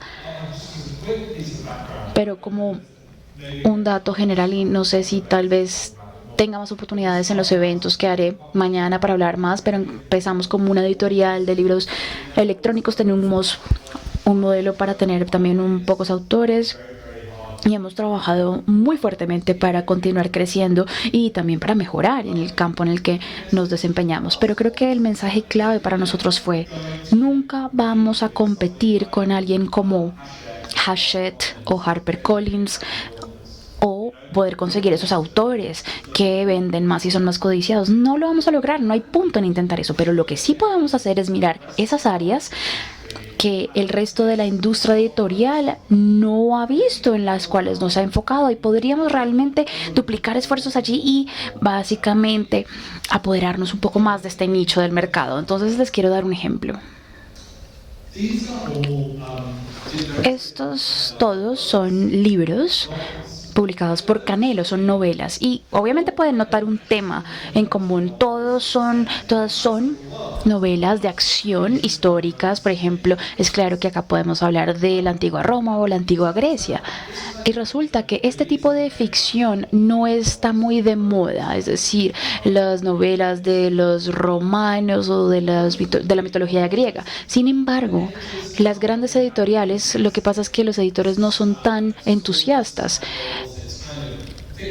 Es un poco de ficción para niños tal vez, y a nadie le importa ya estas historias en el Reino Unido. Pero hay muchos muy buenos escritores que antes escribían libros para editoriales grandes que ya no tienen contratos. Y hay una audiencia muy grande de personas que solo quieren leer ese tipo de ficción todo el día. No pueden más, quieren más y más novelas sobre el Imperio Romano. Entonces encontramos rápidamente que muchos de los mejores escritores que ya no están con editoriales grandes, que si nosotros hacíamos un buen mercadeo diseño, si hacíamos un buen diseño emocionante, que existía ya una audiencia grande en la cual nadie más se estaba enfocando. Nadie más en el mundo editorial británico había tomado la decisión consciente de trabajar en este tipo de ficción. Y eso quiere decir que nosotros ahora somos muy probablemente la editorial número 1 en ficción romana. Y eso es un nicho, ¿no? Eso es un nicho que de pronto a HarperCollins no le interesa, pero para nosotros pues es muy bueno ese sector, ese segmento, porque nos representa unos buenos ingresos, podemos hacer un negocio sostenible ahí, sabemos en dónde encontrar los lectores, sabemos en dónde vamos a tener ventas, es muy predecible. Entonces yo creo, si lo vemos en miniatura, pues es el futuro de cómo se va a ver el mundo editorial. Por un lado, hay editoriales muy grandes que tienen una participación de mercado muy grande, muy importante, y después tenemos editoriales más pequeñas, más enfocadas, más especializadas, que utilizan el Internet para encontrar audiencias más puntuales, encontrar unos nichos. Yo creo que todos los editores y todos los editoriales van a tener que tomar la decisión de escoger una estrategia. Los grupos más grandes pues crean de pronto unidades que trabajan en esos nichos, o las editoriales muy pequeñas de pronto se van a enfocar en un solo segmento. Pero yo creo que los editoriales van a escoger un modelo u otro. Devolviéndonos un segundo al ejemplo romano, es una parte de la estrategia que tenemos que se llama la lección profunda.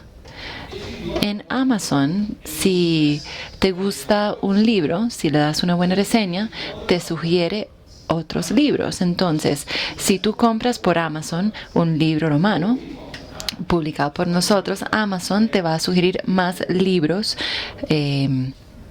parecidos, y queremos que entonces hayan unos vínculos profundos y fuertes entre libros Canelo y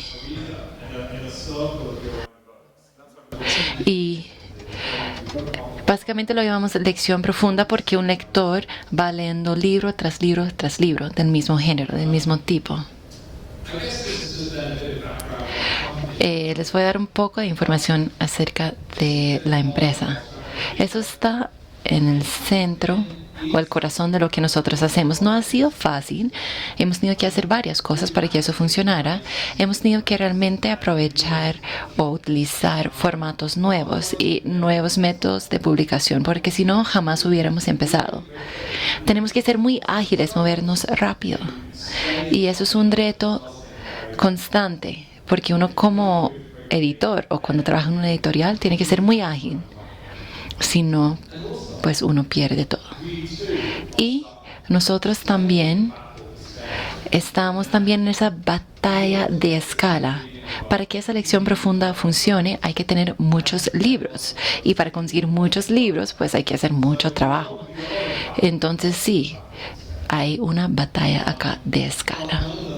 Sin embargo, todo trata de nichos para nosotros. Entonces esas son las tres ideas grandes o principales. Vimos que el mundo editorial durante la última década, las últimas 2 décadas, tuvo y no tuvo al mismo tiempo una revolución. Ocurrió y no ocurrió una revolución. Al centro de todo seguía existiendo el libro en diferentes contextos, pero es una fuente de mucha esperanza para todo el sector. Y después vimos esas 3 ideas grandes: la amplificación, la curaduría y escala. Y creo que esas son las ideas que al final van a ser cada vez más pertinentes o relevantes a un nivel mucho más profundo, un nivel subyacente durante los próximos 100 años. Van a ser las ideas más importantes.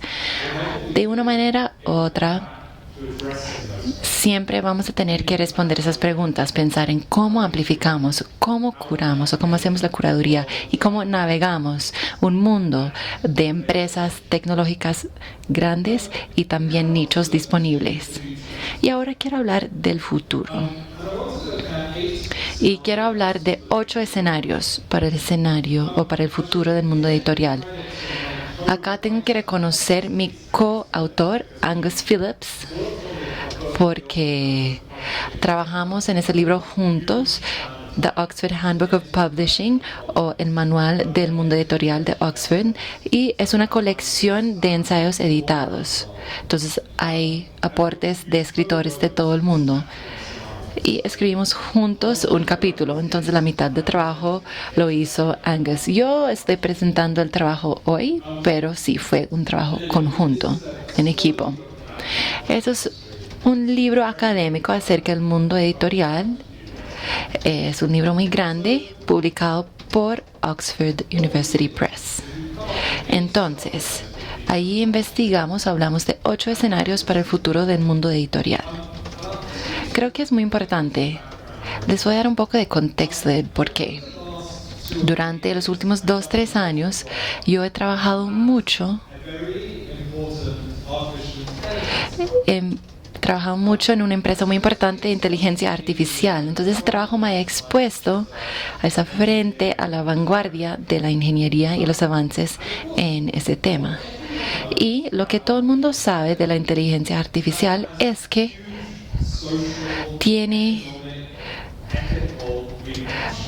unos impactos éticos, sociales y económicos, porque la inteligencia artificial muy probablemente nos va a cambiar todo. Pero lo importante es que nadie sabe exactamente cómo nos va a cambiar todo, pero está pasando ahora, ya está ocurriendo. Entonces tenemos que encontrar o ver cómo la inteligencia artificial va a cambiar la sociedad, pero no podemos saber cómo va a pasar. Entonces lo que se hacen son los experimentos de pensamiento, y ese es un método que uno utiliza para intentar entender cómo la inteligencia artificial va a cambiar el mundo. Entonces, de pronto ocurre tal cosa y después investiga el cambio. Dice, y si pasara A, B, C, ¿cómo sería? Entonces, eso me hizo pensar, esos experimentos de pensamiento son muy útiles. Es una manera muy útil de pensar sobre el futuro, porque esos experimentos te permiten examinar tus suposiciones. Entonces, piensen en esos escenarios, por favor, como 8 experimentos de pensamiento sobre el futuro del mundo editorial.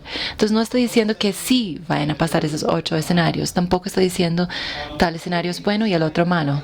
Ni siquiera estoy diciendo que son muy posibles o muy probables, sino que estoy diciendo que es importante que pensemos en qué podrían significar esos escenarios, porque hacer eso nos va a permitir entender los cambios que de pronto vamos a enfrentar. Escenario 1, entonces. ¿Qué pasa si los escritores famosos, estrellas, esas marcas grandes, deciden, ¿saben qué? Vamos a autopublicar, vamos a publicar nuestros libros? ¿Qué pasa si esos escritores dicen, bueno, yo vendo mi libro a una editorial? Y esa editorial, pues, después se queda con una gran parte de mi margen, se quedan con mucha plata. ¿Qué pasa entonces si algún escritor, emprendedor dice, o si algún emprendedor dice, bueno, voy a fundar acá una agencia y voy a ofrecer todos los servicios de publicación para escritores? Y así entonces el escritor más importante de novelas de suspenso contrata esa agencia para autopublicar su libro y luego el escritor se queda con toda la ganancia. Si suficientes escritores estrella fueran a hacer eso, haría que la economía de una editorial sería muy, muy frágil. Todos sabemos que son los autores, los escritores que más venden, que básicamente apoyan o sostienen todo el negocio. Entonces, si estos escritores fueran a hacer algo diferente, pues cambiaría totalmente la economía. No fui yo. No, ni idea. No sé de dónde vino esa voz. Pero bueno. Hemos visto muy poco de eso hasta la fecha, pero es muy, muy probable en términos tecnológicos. También es factible desde una perspectiva de negocios. Sí hemos visto eso que hizo J.K. Rowling. Ella Entonces abrió su propia editorial, Pottermore, para publicar libros de Harry Potter. Y me sorprende que no hemos visto más casos de eso. Hasta ahora, la mayoría de los escritores han querido seguir trabajando con una editorial de la manera tradicional. Pero que eso siga pasando hasta la fecha no quiere decir que no vaya a cambiar el modelo a futuro. Y yo creo que eso sería una situación bastante miedosa para todo el sector editorial. Y no solo trata de escritores estrellas o esos escritores importantes. ¿Qué pasaría en una universidad, por ejemplo, si los profesores también decidieran publicar sus libros? ¿Qué pasaría ahí para la editorial de la universidad? Entonces piensen en eso. ¿Qué significaría eso? Escenario 2. Bueno, de nuevo, esto tiene que ver con el trabajo que he hecho en la inteligencia artificial. ¿Qué pasaría si una inteligencia artificial pudiera escribir un libro así, en un abrir y cerrar del ojo? ¿No? Eso no es ciencia ficción. Porque un libro es básicamente una colección de palabras organizadas de cierta manera. Y la inteligencia artificial puede aprender muy rápidamente cómo hacer una tarea. Simplemente necesitan muchos ejemplos, mucha información. De que ya paró. Bueno, eso fue interesante, ¿no? Ustedes ahora acaban de escuchar otra charla interesante. Bueno, volviendo a ese punto, la inteligencia artificial puede escribir libros, simplemente necesita un gran conjunto de datos, mucha información, ejemplos de otros libros. Y cuando hablamos de libros, pues sí hay muchos ejemplos anteriores. Si uno le da a un sistema de inteligencia artificial 2 millones de libros, 2 millones de ejemplos, pues puede aprender a escribir un libro. Digamos, bueno, yo voy a volar, voy a viajar a Japón en avión. Y entonces pongo una búsqueda en mi celular. Yo quiero leer un libro que tenga gatos batidos y que hable de Tokio. Y el sistema va a poder automáticamente escribir ese libro. Eso no es ciencia ficción. Las únicas personas o empresas capaces de hacer eso van a ser muy seguramente las empresas grandes de tecnología. Quiere decir que uno puede tener un número infinito de cuentos o productos personalizables. Eso me parece algo extraordinario. Como he trabajado en la inteligencia artificial, yo sé que eso no es imposible y puede pasar bastante pronto. Y yo creo que es algo que debemos todos examinar. ¿Cómo podemos seguir manteniendo el valor de ese aspecto humano en el sistema? Eso es un ejemplo breve, corto, de lo que se puede hacer con la inteligencia artificial. ¿Qué pasa si los libros simplemente desaparecen? Hay mucho para pensar acá. Ya en muchos países es difícil vender libros. Ya estamos viendo el aumento de YouTube, de Snapchat, TikTok, pues una cultura muy, muy visual. Hay muchas personas que ya no son lectores, sino que les gustan más ver cosas visuales. ¿Qué pasa si los colegios empiezan a utilizar solo recursos digitales, electrónicos? Otras micro tendencias pueden aplicar acá. Estamos viendo que la ficción literaria, que es el que más involucramiento tiene de escritores serios, se está siendo dominado por ficción de género. ¿Qué pasa si todas esas tendencias se juntan y nos encontramos en un mundo que casi no tiene libros? No sé si eso va a pasar, la verdad. Entonces, volviendo al punto que estamos mirando, las revistas académicas ya tienen su acceso en su mayoría a través de ese modelo. La música también funciona con suscripción. Y ya lo hemos visto un poco con los libros. Hay también un servicio de Kindle que es ilimitado, un servicio de Amazon que es por suscripción. Pero obviamente tenía unos impactos muy profundos para las editoriales si nadie fuera a comprar libros y solo los accederían a través de ese servicio. Y yo creo que otros medios pues ya han tomado ese camino. Amazon ya ha tomado unos primeros pasos. Y mucha gente prefiere acceder a cualquier contenido en formato digital. Y yo creo que realmente nadie ha pensado en eso, qué significaría para las ganancias o para números de lectores o para escritores. Pero es algo que ya hemos visto en otros sectores. Escenario 5. Eso también surge un poco del ejemplo de la inteligencia artificial. ¿Qué pasaría si se pudiera tener una traducción automática inmediata, en el momento? Ya hemos visto unos grandes avances ahí. El traductor de Google es realmente bastante bueno. No es perfecto, pero ese es un problema de ingeniería que se puede resolver. ¿Eso qué significaría para escritores colombianos? Por ejemplo, si se pudiera traducir sus libros instantáneamente al inglés. ¿Qué significaría para escritores en inglés que actualmente ganan mucha plata vendiendo los derechos extranjeros para las traducciones de sus libros? ¿Cómo cambiaría los patrones o tendencias de lectura a nivel internacional? Yo creo que hay muchos puntos que hay que pensar, pero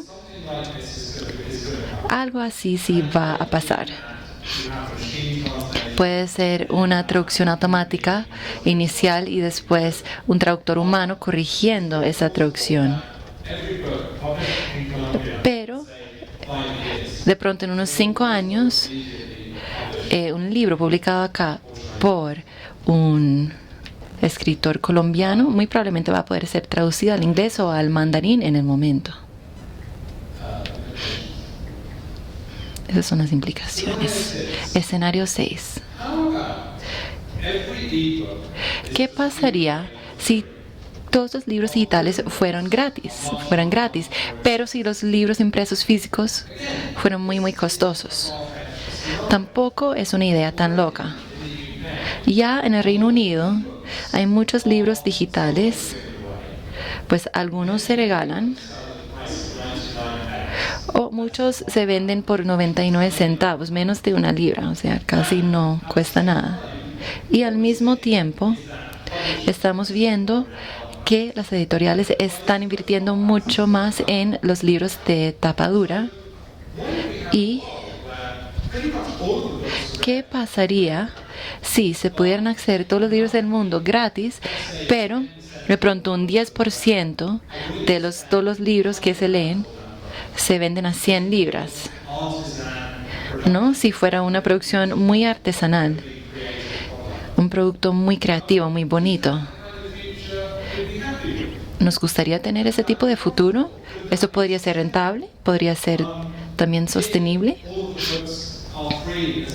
Si todos los libros del mundo fueran disponibles como libros digitales, ¿eso aumentaría el nivel de lección o lectores, o la actividad de leer se volvería algo aún más para un porcentaje pequeño de población? Yo creo que vamos hacia esa tendencia.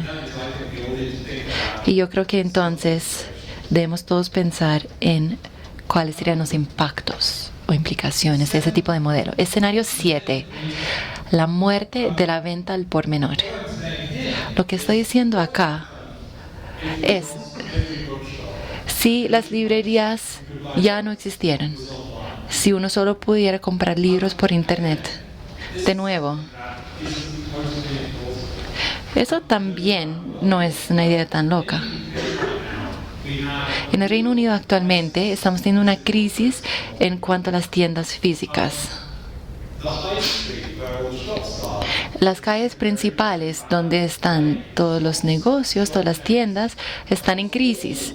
Las cadenas, las tiendas chiquitas de todos los sectores están cerrando a un ritmo casi imparable. La economía de la venta al por menor tradicional, ese modelo está siendo retado porque estamos viendo diferentes patrones de consumo, presión de precio, alquileres, también inventario.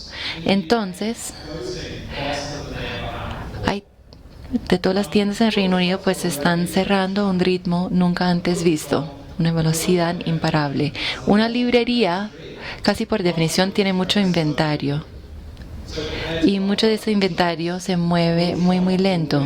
Entonces una librería siempre va a tener algunas secciones o géneros que no dan ganancias muy seguido. Y también hay que pensar en la importancia de las librerías, ¿no? Porque ayudan a descubrir los libros. ¿Va a ser sostenible tener un mundo de libros sin tener tiendas físicas, sin tener librerías? Me parece una idea muy miedosa. Si la economía de mantener una librería ya no tiene sentido, ¿cómo va a ser ese mundo? Otra tendencia que creo que estamos viendo en todos lados es que las librerías que existen están empezando a vender otras cosas, juguetes, papelería. Y entonces ese proceso podría quitar cada vez más espacio, les podría quitar cada vez más espacio a los libros. ¿Qué haríamos nosotros si uno solo comprara libros por internet? Yo no sé. Y por último, de pronto un escenario un poco más positivo es el resurgimiento del mundo o de lo analógico, en el cual un libro se volvería un símbolo de estatus del siglo XXI. Y ese proceso que ya hemos visto, que ya ha empezado en esta última década, podría coger más fuerza. Hay varios factores importantes acá. De hecho, es muy malo para nosotros, para nuestros ojos y cerebros, estar sentados mirando pantallas todo el día. ¿Qué pasaría si la gente empezara a recibir por parte de sus médicos recetas médicas para leer libros, ¿no? Como para contrarrestar el efecto de las pantallas, si tu médico te mandara a leer libros físicos? ¿Qué pasaría si la gente empezara a recibir libros para reconstruir su capacidad de atención? Si existe evidencia que esa exposición digital y exposición permanente a los celulares nos está volviendo más bobos, más tontos. Entonces ahí podría existir un rol nuevo para el libro, ¿no? Para enseñarnos a pensar de nuevo, para entrenar nuestros cerebros. Porque leer libros o leer palabras es la actividad casi más abstracta que hacemos. Es la actividad más abstracta para el cerebro. Eso tiene mucho valor. Entonces, en esa desmaterialización, en ese mundo en el cual estamos constantemente expuestos y hemos perdido la habilidad de enfocarnos, pues no trata de solo uno verse cool o chévere con un libro en la mano, ¿no? Eso se podría empezar a ver como un valor intrínseco en leer.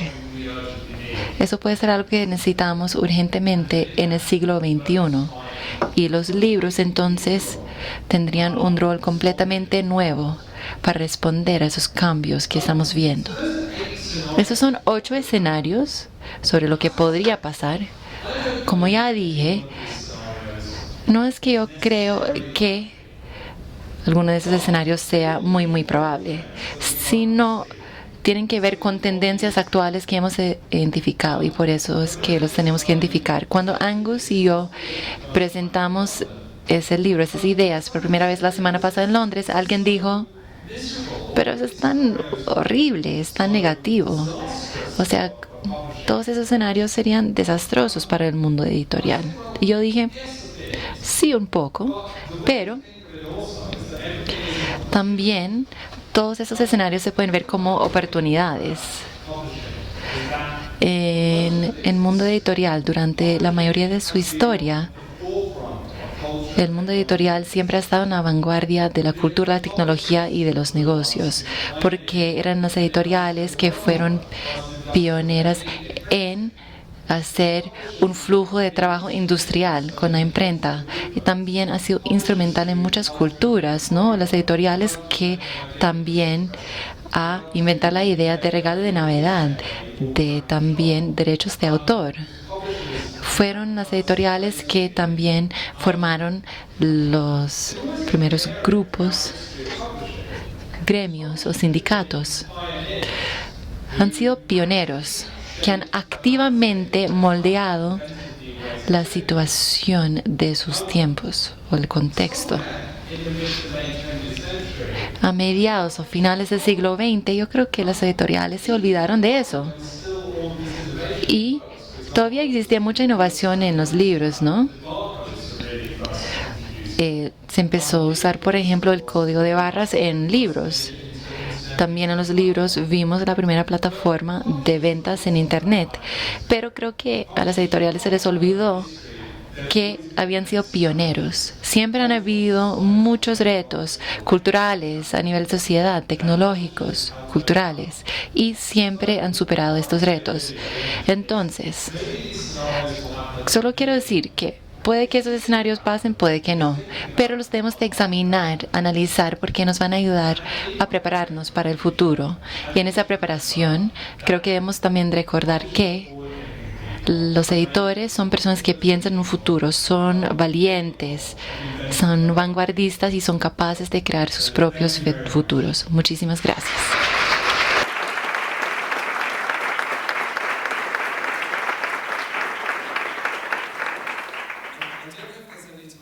No sé, ¿tenemos tiempo para preguntas? ¿Sí? ¿Hay preguntas?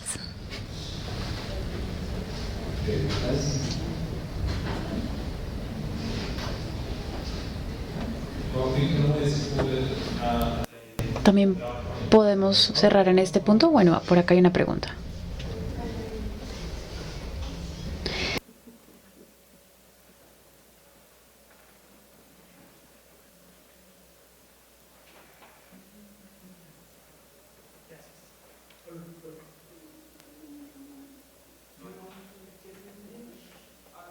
¿Quieres hacer la pregunta en inglés? ¿La puedo hacer en inglés? Bueno, tengo dos preguntas. La primera está relacionada al contexto que usted acaba de presentar, el del mundo editorial. Usted dice que este nuevo contexto requiere, bueno, esa es mi interpretación. Usted dice que este nuevo contexto del mundo editorial y de publicar requiere más que los escritores, que las personas lectoras interesadas en los libros, requiere de ingenieros, requiere de médicos, economistas, personas que se dedican más a los números y al análisis de los números. Nosotros como editoriales colombianas tendemos a admirar a ciertos países